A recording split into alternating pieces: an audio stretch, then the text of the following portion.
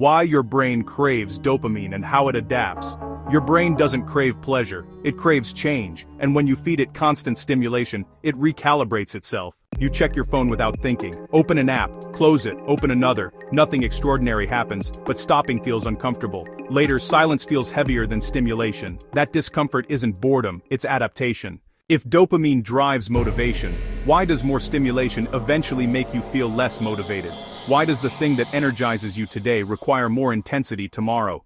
Dopamine systems operate on contrast. They respond strongly to novelty, uncertainty, and reward prediction.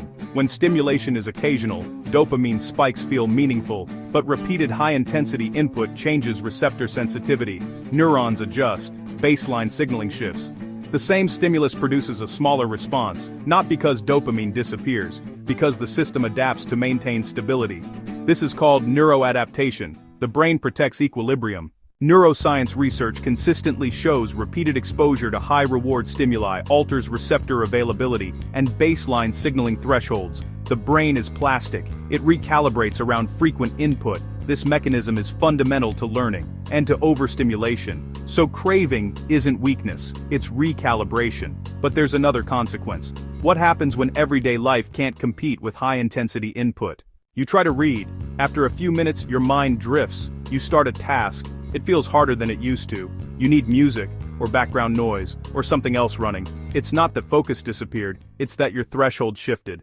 The dopamine system influences motivation, attention, effort allocation, goal pursuit.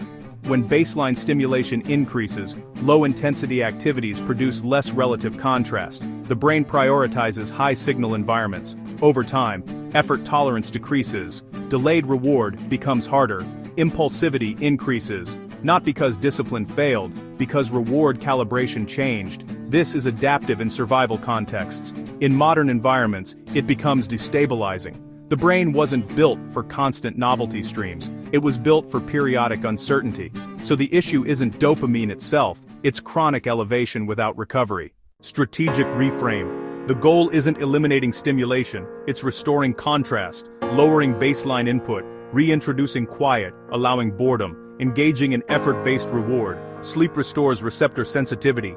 Exercise stabilizes dopamine tone. Structured challenge rebuilds motivation pathways. Dopamine thrives in rhythm, not constant spike. What you repeatedly stimulate, you train, and what you train reshapes your drive. If you want motivation that feels stable instead of volatile, you need to understand the adaptation shaping it. Subscribe to Vera Human. We explain the biology behind modern behavioral change.